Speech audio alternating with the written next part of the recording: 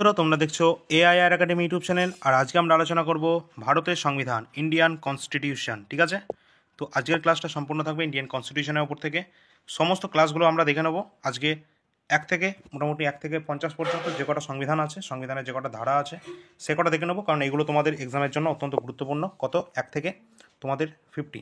ঠিক আছে, 50 না 51। ঠিক আছে, 51। এই যে ধারা কটা, এই ধারা কটা কিন্তু আমরা আজকে দেখে নেবো, এই ক্লাসে আলোচনা করব। ঠিক আছে, তোমরা যারা যারা এমটিএসে এক্সাম দিতে যাচ্ছ, ঠিক আছে, সামনে যে সমস্ত এক্সাম রয়েছে, সমস্ত এক্সামের জন্য অত্যন্ত গুরুত্বপূর্ণ হবে। তো ক্লাসটা মনোযোগ সহকারে দেখবে। তো ফার্স্ট কোশ্চেন থেকে আমরা ফটাফট শুরু করব। কি আছে? 1 নম্বর ধারা। 1 নম্বর ধারায় কি আছে? ভারত এবং তার অঙ্গরাজ্যের নাম কিন্তু দেওয়া আছে। সরি, ভারতীয় ইউনিয়ন এবং তার ভূখণ্ড, যেটা আমাদের পড়ছে কোথায়? অনুচ্ছেদ 1 থেকে 4। 1 থেকে 4-এর মধ্যে পড়ছে আমাদের ভারতের যে সমস্ত ভূখণ্ডটা। সুতরাং 1 থেকে 4-এর মধ্যে আমরা কি দেখব? 1 থেকে 4-এর মধ্যে 1 নম্বরে আমরা পাবো ভারত এবং তার অঙ্গরাজ্যের নাম। 2 নম্বর ধারায় পাচ্ছি আমরা রাজ্য পুনর্গঠন, তার সেই সংক্রান্ত আমরা বিষয় পাবো, রাজ্য গঠন এবং পুনর্গঠন। 3 নম্বর ধারায় আমরা যেটা পাবো, নতুন রাজ্য গঠন এবং তার সীমানা নির্ধারণ সম্পর্কিত যে পার্লামেন্টের ক্ষমতা কিন্তু এটা, সেক্ষেত্রে আমরা পাবো 3 নম্বর আর্টিকেলে। আর 4 নম্বর আর্টিকেলে যেটা পাবো সেটা হচ্ছে আমাদের 2 নম্বর এবং 3 নম্বরের অন্তর্গত কোনো বিলকে সংবিধান সংশোধনী বিল বলে গণ্য করা যাবে না। ঠিক আছে, এটা 4 নম্বরে কিন্তু বলা আছে। তো এটা হচ্ছে আমাদের কি আছে, এটা হচ্ছে আমাদের সংবিধানের 1 থেকে 4 নম্বরে যেটা আছে আমাদের ভারতীয় ভূখণ্ড এবং ইউনিয়ন এবং তার ভূখণ্ড। ঠিক আছে, তো চলো আমরা এটা নিয়ে আলোচনা করলাম। এবার আমরা যেটা পাবো সেটা হচ্ছে কিন্তু আমাদের নাগরিকত্ব। অত্যন্ত গুরুত্বপূর্ণ, এখান থেকে তোমাদের প্রশ্ন আসে। সেই ধারাগুলো দেখে নেবো কত থেকে পড়ছে। 1 থেকে 11-র মধ্যে পড়ছে কি? পড়ছে নাগরিকত্ব। ঠিক আছে, সিটিজেনশিপ। তো এর মধ্যে কি কি আছে ফটাফট দেখব। 5 নম্বর আর্টিকেলে আমাদের কি বলা হচ্ছে? 5 নম্বর আর্টিকেলে কিন্তু আমাদের বলা হচ্ছে সংবিধান প্রবর্তনের সময় যে নাগরিকতা দেয়া হচ্ছে সেইটা বলা হচ্ছে। কি আছে? সংবিধান প্রবর্তনের যে সময়কালীন যে নাগরিকতা, সেটা আমাদের আর্টিকেল 5-এ কিন্তু বলা হচ্ছে। আর্টিকেল 9-তে কি বলা হচ্ছে? আর্টিকেল 9-তে বলা হচ্ছে যারা স্বেচ্ছায় বিদেশি রাষ্ট্রের নাগরিকত্ব গ্রহণ করেছে তারা ভারতের নাগরিক বলে গণ্য হবে না। মানে তুমি যদি অন্য কোনো দেশের নাগরিকত্ব যদি তুমি নিয়ে নাও, তাহলে কিন্তু আমাদের দেশের নাগরিকত্ব তুমি হারিয়ে ফেলবে। ঠিক আছে, এটা কিন্তু 9 নম্বর আর্টিকেলে বলা আছে। ওকে, আর ভারতে তোমরা জানো সিঙ্গেল সিটিজেনশিপ, এটা কিন্তু ভারতে চলে। ঠিক আছে, একক নাগরিকত্ব। তো এই ক্ষেত্রে তোমরা যদি 9 নম্বর ধারা অনুসারে তোমরা অন্য দেশের নাগরিকত্ব গ্রহণ করলে এই দেশের নাগরিকত্ব থেকে বঞ্চিত হবে। আর্টিকেল 10 নম্বর কি বলা আছে?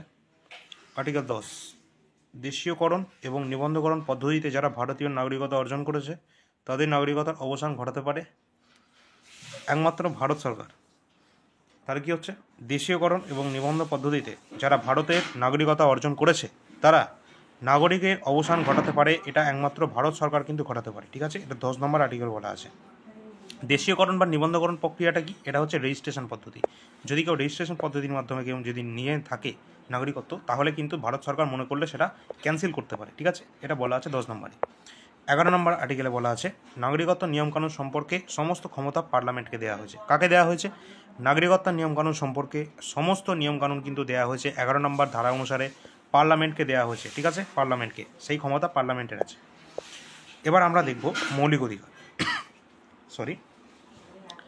12 থেকে 35 নম্বর আর্টিকেলে কিন্তু বলা হচ্ছে ফান্ডামেন্টাল রাইট। ফান্ডামেন্টাল রাইট কোথা থেকে নেওয়া হয়েছে? USA, United states of America থেকে কিন্তু নেওয়া হয়েছে ফান্ডামেন্টাল রাইট। তো এই যে 12 থেকে 35 নম্বর আর্টিকেলে ফান্ডামেন্টাল রাইট রয়েছে, টোটাল 6টা মৌলিক অধিকার রয়েছে। এই 6টা মৌলিক অধিকার নিয়ে আমরা আলোচনা করব। তো 6টা মৌলিক অধিকারের মধ্যে প্রথমে যেটা পড়ছে 12 নম্বর আর্টিকেলে কি বলা আছে? মৌলিক অধিকারের সংজ্ঞা দেওয়া আছে 12 নম্বরে। আর 14 থেকে 18 নম্বর ধারায় কি বলা আছে? সাম্যের অধিকার। কি বলা আছে? সাম্যের অধিকার আছে 14 থেকে 18 নম্বর আর্টিকেলে। ঠিক আছে, চলো 14 থেকে 18 নম্বর। এবার 14 নম্বরে কি আছে? 14 নম্বরে কি বলা আছে? 14 থেকে 18 নম্বরে বলা আছে সাম্যের অধিকার। 14 নম্বরে যেটা বলা আছে আইনের দৃষ্টিতে সরকারের সমান এবং সমান সংরক্ষণ, এটা কিন্তু বলা আছে আমাদের 14 নম্বর আর্টিকেলে। আমরা যদি বলি 15 নম্বর আর্টিকেলে কি বলা আছে? 15 নম্বর আর্টিকেলে আমাদের বলা আছে জাতি, ধর্ম, বর্ণ, লিঙ্গ, জন্মস্থানের ভিত্তিতে সমতা এবং সমান সামাজিক মর্যাদা এবং প্রতিষ্ঠার কথা বলা আছে আমাদের এটি 15 নম্বর আর্টিকেলে। ঠিক আছে, 15 নম্বর আর্টিকেলে বলা আছে এটা। এবার যদি দেখি 15 এতে উপযুক্ত কারণ ছাড়া রাষ্ট্র কোনো রকম নাগরিকত্বের প্রতি বৈষম্যমূলক আচরণ করতে পারবে না, এটা 15 এতে বলা আছে। আর 15 বিতে বলা আছে কি? উপযুক্ত কারণ ব্যক্তি উপযুক্ত কোনো কারণে জনসাধারণের জন্য কোনো স্থানে বা হোটেলে যেতে অপরাগ হবেন না। এটা এই দুটো কিন্তু আমাদের 15A আর 15B। এবার আমরা যদি দেখি 16 নম্বর আর্টিকেলে বলা আছে আমাদের সরকারি চাকরিতে সকলে সমান অধিকার পাবে, ঠিক আছে, সমানাধিকার। কিন্তু তোমরা জানো SC/ST সংরক্ষণ আছে, তো SC/ST OBC বিভিন্ন সংরক্ষণ আছে, সেটা সম্পর্কে পরে আলোচনা করছি। তো এটা তোমরা দেখে নেবে, সরকারি চাকরিতে সমান অধিকার, যেটা 16 নম্বর আর্টিকেল বলা আছে। 16 নম্বরের এতে বলা আছে কি আছে, যে কোনো চাকরি বা অফিসে প্রযোজ্য শুধুমাত্র সরকারি চাকরির ক্ষেত্রে, যে কোনো চাকরি বা অফিস প্রযোজ্য শুধুমাত্র এটা সরকারি চাকরির ক্ষেত্রে কিন্তু হবে প্রযোজ্য। পরবর্তী আছে 17 নম্বর আর্টিকেলে। 17 নম্বরটা অত্যন্ত গুরুত্বপূর্ণ, যেটা বারবার পরীক্ষায় জিজ্ঞাসা করা হয়। এটা হচ্ছে অস্পৃশ্যতা দূরীকরণ, ঠিক আছে। অস্পৃশ্যতা দূরীকরণ অর্থাৎ আনটাচেবিলিটি, এটা তোমাদের কত নম্বর ধারায় বলা আছে? 17 নম্বর ধারায় বলা আছে। ডাইরেক্ট তোমাদের এটা কোশ্চেনটা জিজ্ঞাসা করা হয়। পরবর্তী আমরা যদি দেখি 18 এখানে কি আছে, 1955 সালে অস্পৃশ্যতা সংক্রান্ত যে আইন, অপরাধ আইন, সেটা কিন্তু পাস হয়েছিল। কবে? এই অস্পৃশ্যতা সংক্রান্ত যে আইনটা 1955 সালে এটা কিন্তু পাস করা হয়েছিল। পরবর্তী কোশ্চেন যদি আমরা দেখি কি আছে, এই আইনটির বর্তমানে নাম কি আছে? Protection of civil rights act 1955, কি আছে? Protection of civil rights act 1955। 18 নম্বর ধারায় বলা আছে, গুরুত্বপূর্ণ প্রশ্ন, এর মাধ্যমে কিন্তু যে কোনো পদবি বা খেতাব কিন্তু গ্রহণ করা যায় না, বা কোনো উপাধি ত্যাগ সম্পর্কিত এই ধরনের ধারাটা হচ্ছে 18 নম্বর ধারা। এখানে কি বলা হচ্ছে, কেউ কোনো ধরনের উপাধি বা কোনো রকম পদবি সে কিন্তু গ্রহণ করতে পারবে না। যদি কেউ ভারতরত্ন পুরস্কার পায়, সে সেটা নিতেই পারে, কারণ ভারতরত্ন পুরস্কার সে পাচ্ছে কোনো যেটা মানে নিজের পরিশ্রমের মাধ্যমে যেটা অর্জন করছে সেটা সে রাখতেই পারে। যেমন IAS, তার নামের সামনে সে IAS রাখতেই পারে, IPS রাখতেই পারে, তাই না? তো এগুলো কিন্তু হতে পারে, কিন্তু কোনো রকম পদবি বা খেতাব আমরা ইচ্ছামতো রাখতে পারবো না, ঠিক আছে। এটা 18 নম্বরে বলা আছে। কি বলছে? তবে 1954 সাল থেকে প্রদত্ত ভারতরত্ন, পদ্মশ্রী, পদ্মবিভূষণ এগুলি সব উপাধি নয়, এগুলো সম্মানজনক পুরস্কার মাত্র, ঠিক আছে। সামরিক এবং বিদ্যা বিষয়ক খেতাব উপাধি গ্রহণ করা যাবে, ঠিক আছে। তো সামরিক বা বিদ্যা বিষয়ক যে কোনো উপাধি গ্রহণ করা কিন্তু যাবে, কারণ সেটা নিজের উপার্জন, ঠিক আছে। পরবর্তী আসছে স্বাধীনতার অধিকার। স্বাধীনতার অধিকার কত থেকে কত? 19 থেকে 22 নম্বর আর্টিকেলে বলা হচ্ছে স্বাধীনতার অধিকার, ঠিক আছে। স্বাধীনতার অধিকারের মধ্যে 19 নম্বর ধারায় 6টি মৌলিক অধিকারের কথা কিন্তু বলা আছে। কটা বলা আছে? 19 নম্বরে 6টি মৌলিক অধিকারের কথা বলা আছে। 19-এর এতে কী আছে? বাক মতামতের অধিকার, ঠিক আছে। কী আছে 19-এর এতে? বাক মতামতের অধিকার, অর্থাৎ স্বাধীনভাবে তোমাদের কথা বলার অধিকার, এটা কিন্তু 19 নম্বর আর্টিকেলে বলা আছে। তোমরা যারা SSC MTS এক্সাম দিচ্ছ তাদেরকে বলে রাখি,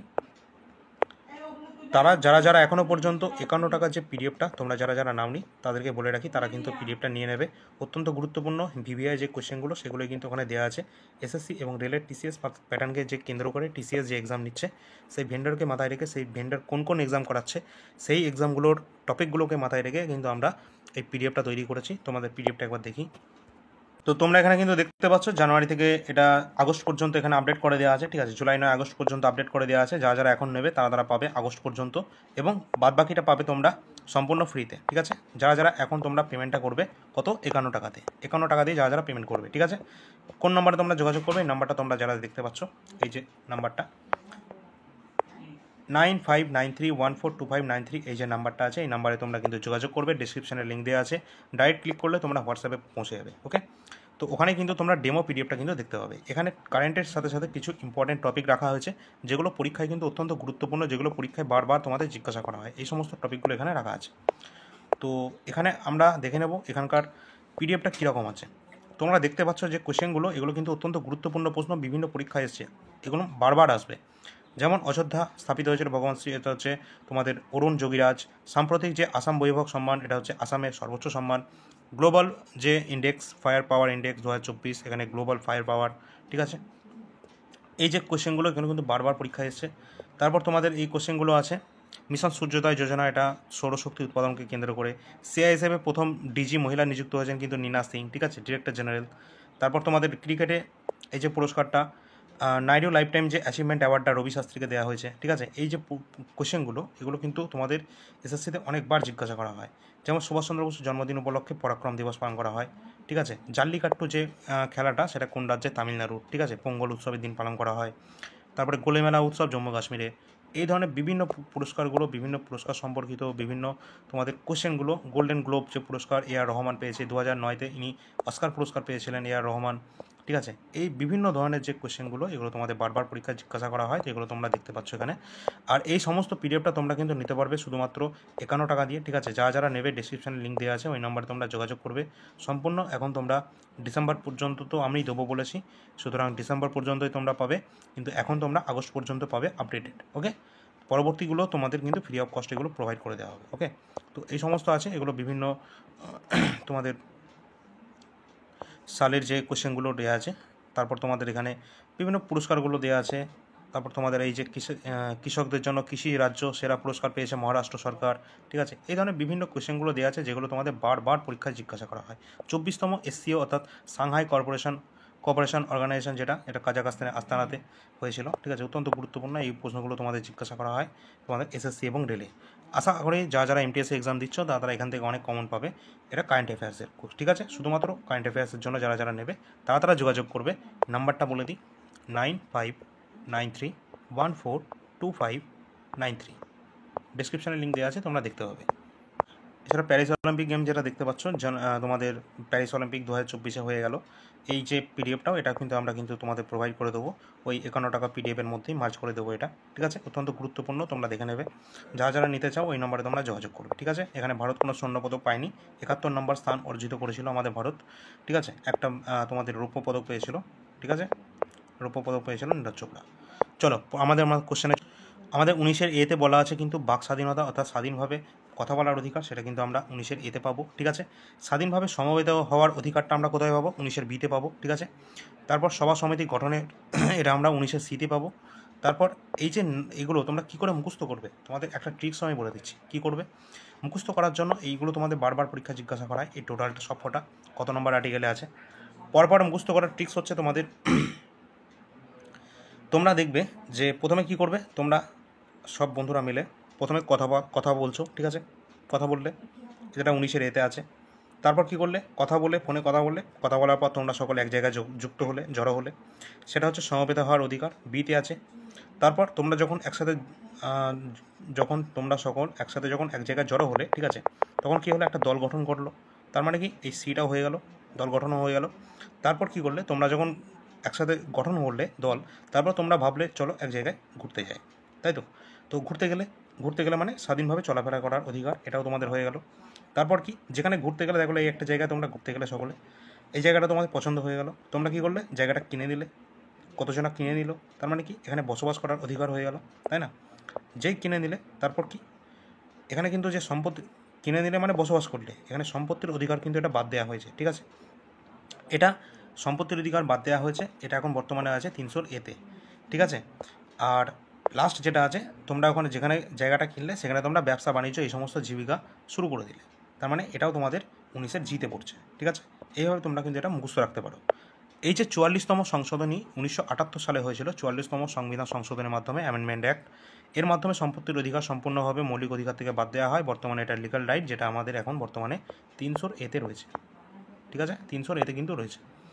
20 নম্বর আর্টিকেলে আমাদের কী আছে, যে সময় অপরাধ ঘটেছে সেই সময়কার প্রচলিত নিয়ম অনুযায়ী ব্যবস্থা নিতে হবে, ঠিক আছে। এবং তোমাদের আইন ভঙ্গের অপরাধে প্রচলিত যে আইন অনুযায়ী শাস্তি প্রদান করা যাবে, ঠিক আছে। আর একই অপরাধের জন্য তোমাদের কিন্তু বারবার শাস্তি দেওয়া কিন্তু যাবে না পৃথকভাবে, ঠিক আছে।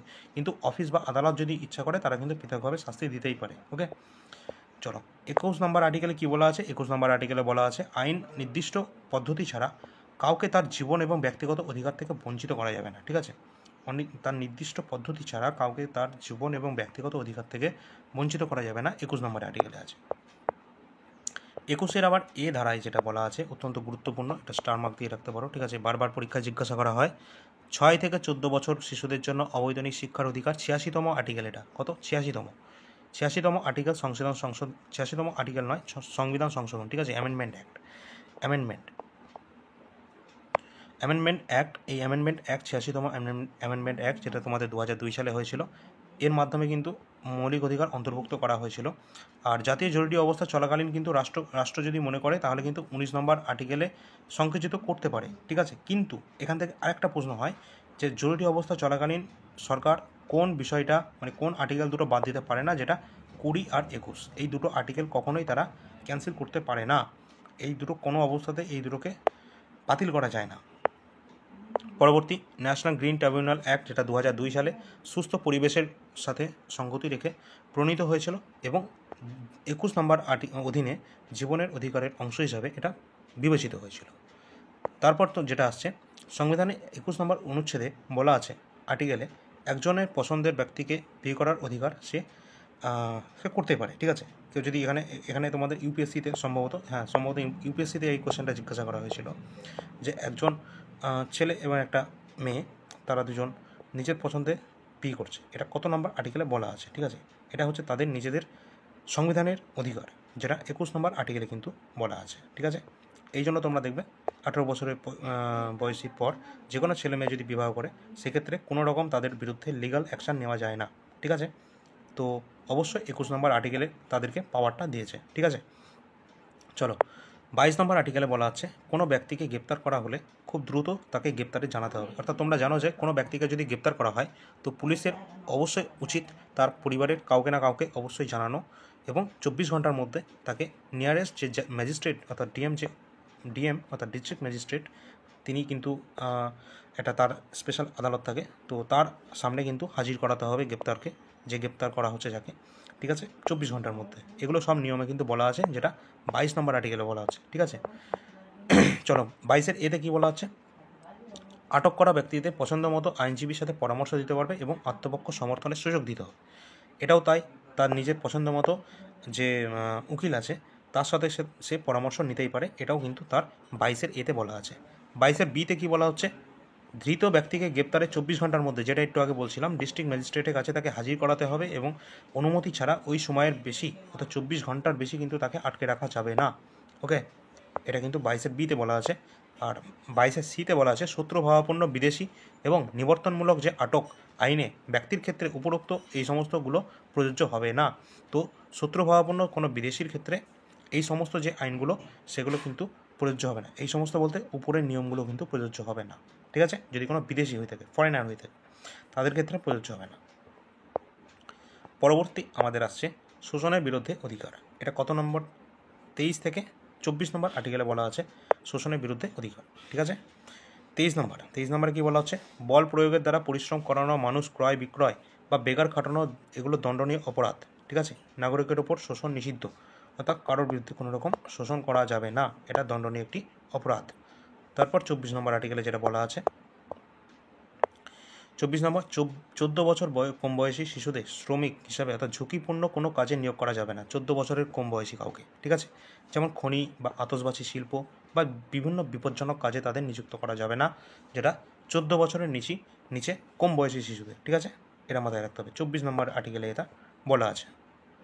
পরবর্তী আমাদের আসছে ধর্মীয় স্বাধীনতার অধিকার, কত থেকে, 25 থেকে 28। 25 থেকে 28-এর মধ্যে আমরা দেখব ধর্মীয় স্বাধীনতার অধিকার।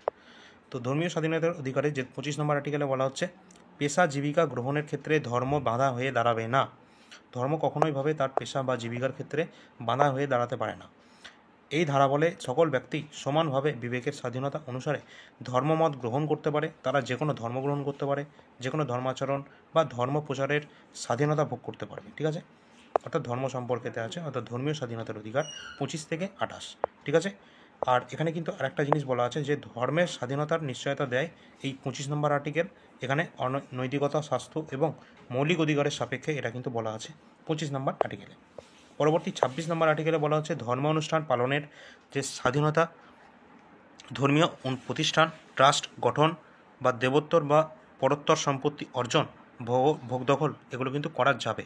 ঠিক আছে, যদি কোনো ধর্মীয় অনুষ্ঠান বা কোনো ট্রাস্ট তারা যদি গঠন করে এবং তারা যদি কোনো সম্পত্তি অধিকার করে বা ভোগ দখল করে, তারা কিন্তু সেটা করতে পারবে। ঠিক আছে, পরবর্তী 27 নম্বর আর্টিকেল বলা আছে ধর্মীয় ক্ষেত্রে কোনো রকমভাবে জোর করে কর বা চাঁদা, যেটা চাঁদা তুলে বেড়ায় সকলে, ঠিক আছে, অর্থাৎ বিভিন্ন পুজোর ক্ষেত্রে চাঁদা, এটা কিন্তু কখনোই স্বেচ্ছায়, সেই যদি স্বেচ্ছায় দেয় তো ভালো, কিন্তু তার বিরুদ্ধে কোনো রকম জোর জবরদস্তি কিন্তু করা যাবে না, যেটা এই পাওয়ারটা দিচ্ছে 17 নম্বর আর্টিকেল। ঠিক আছে, চলো 28 নম্বর আর্টিকেলে কী বলা হচ্ছে, কোনো কিছু শিক্ষা প্রতিষ্ঠানে বা ধর্মীয় অনুষ্ঠান পালনের অধিকার, অর্থাৎ শিক্ষা প্রতিষ্ঠানে ধর্মীয় অনুষ্ঠান পালনের অধিকার, কিছু শিক্ষা প্রতিষ্ঠানে, অল্প কিছু শিক্ষা প্রতিষ্ঠানে তারা কিন্তু ধর্মীয় অনুষ্ঠান কিন্তু পালন করতে পারে, যেটা 28 নম্বর আর্টিকেল তাদেরকে এই পাওয়ারটা দিয়েছে। পরবর্তী আমরা আসছি সংস্কৃত এবং শিক্ষার অধিকারে, যেটা পড়ছে 28 থেকে 29 থেকে 30 নম্বর আর্টিকেল। 29-30 আর্টিকেল সংস্কৃতি এবং শিক্ষার অধিকার। কী আছে? 29-এ যারা বলা আছে সংখ্যালঘু সম্প্রদায়ের স্বার্থ রক্ষা, যেটা 29-এ। 30-এ সংখ্যালঘুদের জন্য শিক্ষা প্রতিষ্ঠান পরিচালনা এবং স্থাপন করা, যেটা 30 নম্বর আর্টিকেল। ঠিক আছে, তোমরা জানো যে আমাদের রাজ্যের মুখ্যমন্ত্রী বিভিন্ন সাঁওতালি স্কুল এগুলো সব তৈরি করেছে, তাই না? তো এগুলো কিন্তু সব কিন্তু এই 30 নম্বর আর্টিকেলের ভিত্তিতেই তিনি কিন্তু করেছেন। ঠিক আছে, কারণ সংখ্যালঘুদের জন্য শিক্ষা প্রতিষ্ঠান পরিচালনা এগুলো স্থাপন করা, এগুলো হচ্ছে আমাদের এই আর্টিকেলের আন্ডারে আছে। 31 নম্বর আর্টিকেল। 31 নম্বরে আছে কি? সম্পত্তির অধিকার। কি বলছে 31 নম্বর আর্টিকেলে? কি হচ্ছে? 44তম যে সংবিধান সংশোধন যে হয়েছিল, অ্যামেন্ডমেন্ট অ্যাক্ট, যেটা 1978 সালে হয়েছিল, এর মাধ্যমে মৌলিক অধিকার স্বীকৃতি হারায় কে? এই সম্পত্তির অধিকার মৌলিক অধিকার থেকে সরে যায়, এবং বর্তমানে এটা 300A-তে রাখা হয়েছে, যেটা বর্তমানে এখন একটা বর্তমানে এটি একটি লিগ্যাল রাইট এবং আইনি অধিকার। ঠিক আছে, এর মধ্যে কিন্তু অন্তর্ভুক্ত করা হয়েছে এই 300A-তে। ঠিক আছে, এবার আসছি শাসনতান্ত্রিক যে প্রতিবেদনের অধিকার, যেটা আমরা পাচ্ছি 32 থেকে 35 নম্বর আর্টিকেল। 32 নম্বর আর্টিকেল, কোনো রকম বঞ্চনার ক্ষেত্রে সুপ্রিম কোর্টের দ্বারস্থ হওয়ার অধিকার, যেটা 32 নম্বর আর্টিকেল। আর এই 32 নম্বর আর্টিকেলকেই ডক্টর B.R. আম্বেদকর বলেছে heart and soul of Indian constitution. কী বলেছে? Heart and soul of Indian constitution. Direct এই কোশ্চেনটা তোমাদের আসবে যে কোনো এক্সামে, এটা তোমরা মিলিয়ে নিতে পারো। Doctor B.R. আম্বেদকর বলেছে। তো 32 নম্বর আর্টিকেল, কোন নম্বর আর্টিকেলকে বলছি? হার্ট অ্যান্ড সোল অফ আমার কনস্টিটিউশন, যেটাকে আমরা বলছি 32 নম্বর আর্টিকেলে। কে বলেছে? Doctor B.R. আম্বেদকর বলেছে। কত নম্বর আর্টিকেলকে? 32 নম্বর আর্টিকেলকে। ঠিক আছে, কারণ কি? কারণ সুপ্রিম কোর্টে আমরা কিন্তু যেতে পারি যদি আমাদের এই উপরোক্ত যে কোনো মৌলিক অধিকার যদি লঙ্ঘিত হয়। ঠিক আছে, বা হাইকোর্টেও যেতে পারি। পরবর্তী 33 নম্বর আর্টিকেলে বলা আছে বাহিনীর নির্দিষ্ট অধিকার, অর্থাৎ এটা কিন্তু তোমাদের সশস্ত্র বাহিনীগুলোকে দেওয়া হয়েছে, যেগুলো ডিফেন্সে যারা সৈন্যবাহিনী রয়েছে তাদের ক্ষেত্রে এই 33 নম্বর আর্টিকেল কিন্তু কাজ করছে। ঠিক আছে, পরবর্তী আমরা যেটা আসছি অত্যন্ত গুরুত্বপূর্ণ, যে আমাদের রাষ্ট্র পরিচালনার জন্য কয়েকটা নির্দেশ নেওয়া হয়েছিল। সেই যে নির্দেশগুলো, অর্থাৎ রাষ্ট্র পরিচালনার জন্য কিছু পদক্ষেপ গ্রহণ করা হয়েছিল, যেগুলো একটা কল্যাণকর রাষ্ট্রে যাতে পরিণত হতে পারে, তার জন্য কয়েকটা পদক্ষেপ গ্রহণ করা হয়েছিল। সেই পদক্ষেপগুলোকে আমরা বলি কি? ডিপিএসপি। ডিপিএসপি এর full form directive principal of state policy, যেটা আমরা পাচ্ছি কত? আর্টিকেল 36 থেকে আর্টিকেল 51। ঠিক আছে, চলো রাষ্ট্র পরিচালনার জন্য নির্দেশমূলক যে নীতি। তো এখানে স্লাইড নেই, তো আমি লিখে দিচ্ছি, কোনো অসুবিধা নেই। এই যে রাষ্ট্র পরিচালনার জন্য যে নির্দেশমূলক নীতি, অর্থাৎ ডিপিএসপি, এটা নেওয়া হয়েছে কোন দেশের সংবিধান থেকে? ফার্স্টে এই কোশ্চেনটা 100% আসবে। কোথা থেকে নেওয়া হয়েছে? আয়ারল্যান্ড। কোথা থেকে? আয়ারল্যান্ডের সংবিধান থেকে নেওয়া হয়েছে DPSP, direct principal of state policy. এটা নেওয়া হয়েছে কোথা থেকে?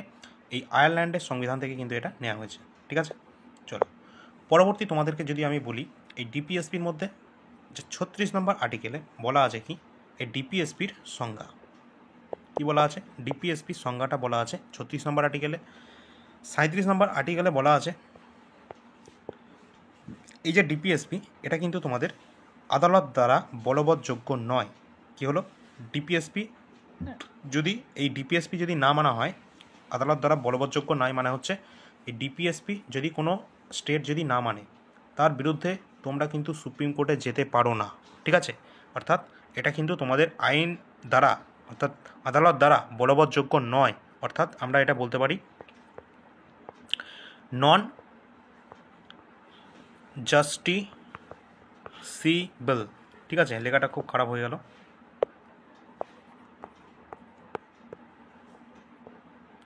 নন জাস্টিসিবল। কত নম্বর আর্টিকেল? আর্টিকেল 37।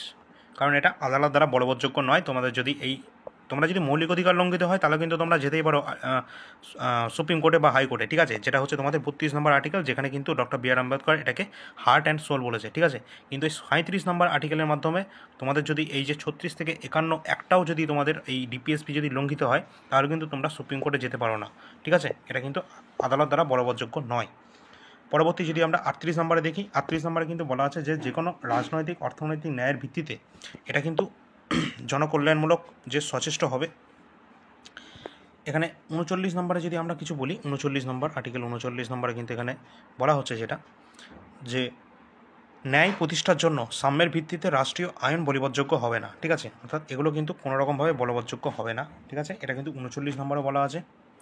এখানে আরেকটা জিনিস যেটা সেটা হচ্ছে তোমাদের যেটা গুরুত্বপূর্ণ আর্টিকেল, সেটা হচ্ছে তোমাদের আর্টিকেল নাম্বার 40, অত্যন্ত গুরুত্বপূর্ণ, কেন পরীক্ষায় আসে। তো আর্টিকেল 40-এ কী বলা হচ্ছে, পঞ্চায়েতের গঠন, পঞ্চায়েত ব্যবস্থার যে গঠন,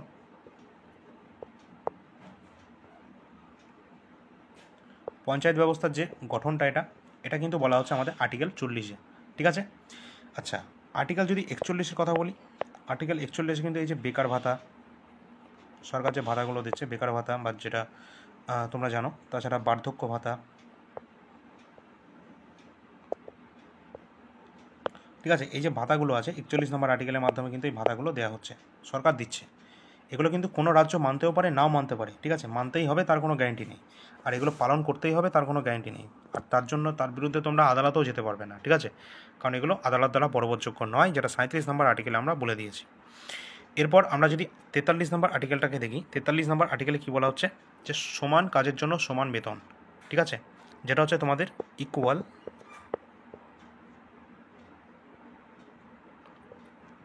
ওয়েজেস ফর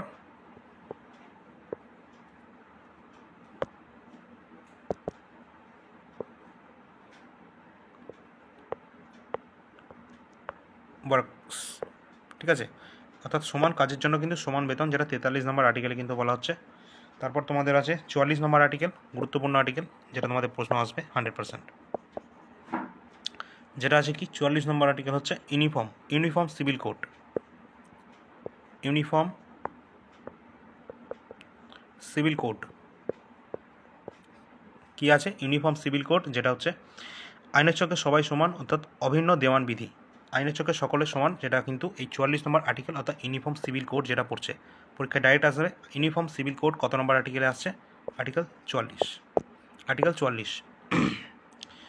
তারপর তোমাদের এখান থেকে একটা কোশ্চেন, যেটা হচ্ছে এই যে uniform civil code UCC article 44, আর এই ইউসিসি একমাত্র বলবৎ হয়েছে কোন রাজ্যে, যেটা হচ্ছে কোথায়, গোয়াতে এটা কিন্তু একমাত্র বলবৎ হয়েছে, আর বর্তমানে এটা উত্তরাখণ্ডে হয়েছে,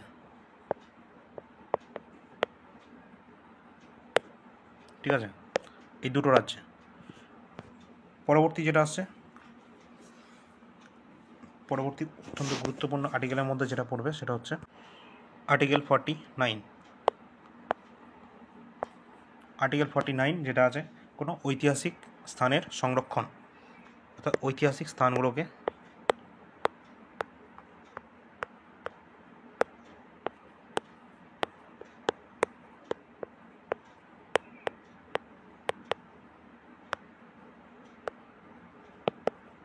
সংরক্ষণ করা, যেটা আর্টিকেল 49-এর মধ্যে পড়ছে, আর্টিকেল 49-এর মধ্যে পড়ছে ঐতিহাসিক স্থানগুলোকে সংরক্ষণ করা। পরবর্তী আসছে আর্টিকেল 51, গুরুত্বপূর্ণ আর্টিকেল, আর্টিকেল 51-এ কী আছে, ইন্টারন্যাশনাল পিস অ্যান্ড সিকিউরিটি, আন্তর্জাতিক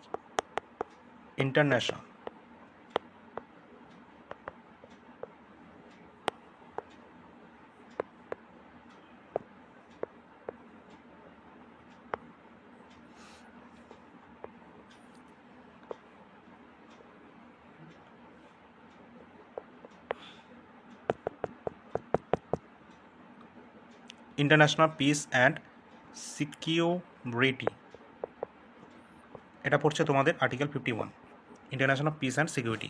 এখানে আরেকটা ধারা আসবে, যেটা অত্যন্ত গুরুত্বপূর্ণ ধারা, যেটা আসছে আমাদের 51A, 51A এটা কি, 51A এটা হচ্ছে মৌলিক কর্তব্য, কি ফান্ডামেন্টাল রাইট, যেমন আমরা পড়েছিলাম, এটা হচ্ছে ফান্ডামেন্টাল ডিউটি, কি ফান্ডামেন্টাল ডিউটি, যেটা হচ্ছে মৌলিক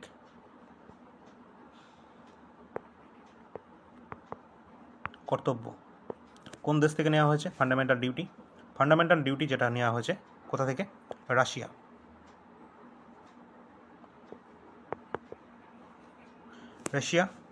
তো রাশিয়া অর্থাৎ ইউএসএসআর, যেটাকে আমরা বলতে পারি সোভিয়েত রাশিয়া। তো সোভিয়েত রাশিয়া থেকে নেওয়া হচ্ছে 51 এ আর্টিকেল, যেটা নেওয়া হচ্ছে রাশিয়া থেকে। ঠিক আছে,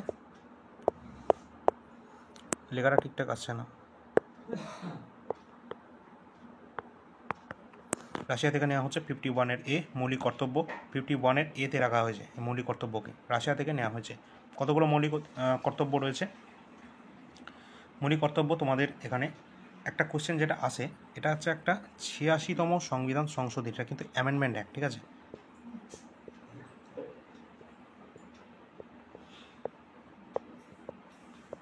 এই 86তম অ্যামেন্ডমেন্ট অ্যাক্টটা কি?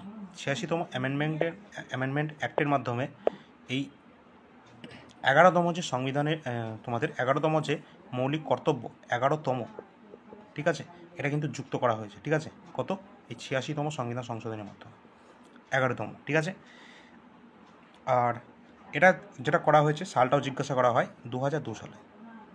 2002 সালে কিন্তু এটা যুক্ত করা হয়েছে।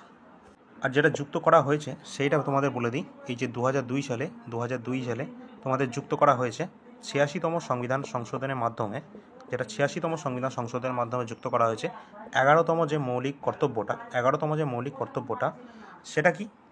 সেটা হচ্ছে তোমাদের 6 থেকে 14 বছর শিশুদের জন্য শিক্ষার সুযোগ, অবৈতনিক যে শিক্ষার সুযোগ 6 থেকে 14 বছর শিশুদের জন্য, এইটা কিন্তু যুক্ত করা হয়েছে এই 11তম সংবিধান সংশোধনের মাধ্যমে। কত সালে? 2002 সালে। ঠিক আছে, এটা কোথায় রাখা হয়েছে? মৌলিক কর্তব্যগুলোকে 51 এতে রাখা হয়েছে। ঠিক আছে, এই ছিল আজকের 51 পর্যন্ত তোমাদের সমস্ত কোশ্চেনগুলো, যেগুলো বলে দিলাম। এই কোশ্চেনগুলো অত্যন্ত গুরুত্বপূর্ণ ছিল, যেগুলো তোমাদের পরীক্ষায় আসবে, এসএসসি এমটিএস দাও বা যে কোনো এক্সাম দাও না কেন। ঠিক আছে, অত্যন্ত শর্টে তোমাদের পড়িয়ে দিলাম, এর মধ্যে থেকে চলে আসবে যা আসবে। তো সংবিধানে অত্যন্ত গুরুত্বপূর্ণ ছিল এগোটা। আর তোমাদেরকে বলে রাখি, যারা যারা কারেন্ট অ্যাফেয়ার্সের নোটটা নিতে চাও, কারেন্ট অ্যাফেয়ার্সের, তারা ওই 51 টাকাতে তোমরা পেমেন্টটা করবে। জানুয়ারি থেকে সম্পূর্ণ ডিসেম্বর পর্যন্ত তোমরা পাবে 2024। ঠিক আছে, এখন তোমরা আগস্ট পর্যন্ত পাবে, আগস্ট। ঠিক আছে, এখন আগস্ট পর্যন্ত পাবে, কিন্তু বাদবাকিটা তোমরা ফ্রি অফ কস্ট পাবে। ঠিক আছে, যারা যারা নিতে চাও ডিসক্রিপশানে লিঙ্ক দেওয়া আছে, অবশ্যই তোমরা দেখে নেবে। ক্লাসটা ভালো লাগলে অবশ্যই লাইক করবে, শেয়ার করে দেবে, আর চ্যানেলে নতুন হলে সাবস্ক্রাইব করে নেবে এই ক্লাসগুলো দেখার জন্য। আর তোমাদের আরআরবি, এনটিপিসি 133টা শিফটে এক্সাম হয়েছিল। 2019-এর যে প্রসেস, সেটা 2021-এ এক্সামটা হয়েছিল, তার সম্পূর্ণ বাংলা ভাষায় আসছে অল ইন্ডিয়া র্যাঙ্কার্স ইউটিউব চ্যানেলে। তাড়াতাড়ি চ্যানেলটা গিয়ে সাবস্ক্রাইব করে নেবে। 2 অক্টোবর 2024 এর ফার্স্ট ক্লাস আসবে, ডেলি ক্লাস হবে। 133টা শিফটে ক্লাস হয়েছিল, 133টা শিফটেরই বাংলা ভাষায় তোমরা কিন্তু পেয়ে যাবে। ঠিক আছে, অল ইন্ডিয়া র্যাঙ্কার্স ইউটিউব চ্যানেলে সাবস্ক্রাইব করে নেবে, টেলিগ্রামে যুক্ত হয়ে যাবে, ডিসক্রিপশানে লিঙ্ক দেওয়া আছে। আর যারা যারা পিডিএফটা নাওনি, অবশ্যই তোমরা পিডিএফটা নিয়ে নেবে, ডিসক্রিপশানে লিঙ্ক দেওয়া আছে। ঠিক আছে, চলো আজকের ক্লাসে এ পর্যন্ত ছিল। ভালো লাগলে অবশ্যই লাইক শেয়ার করে দেবে। ধন্যবাদ, পরবর্তী ক্লাসে আবার আসছি।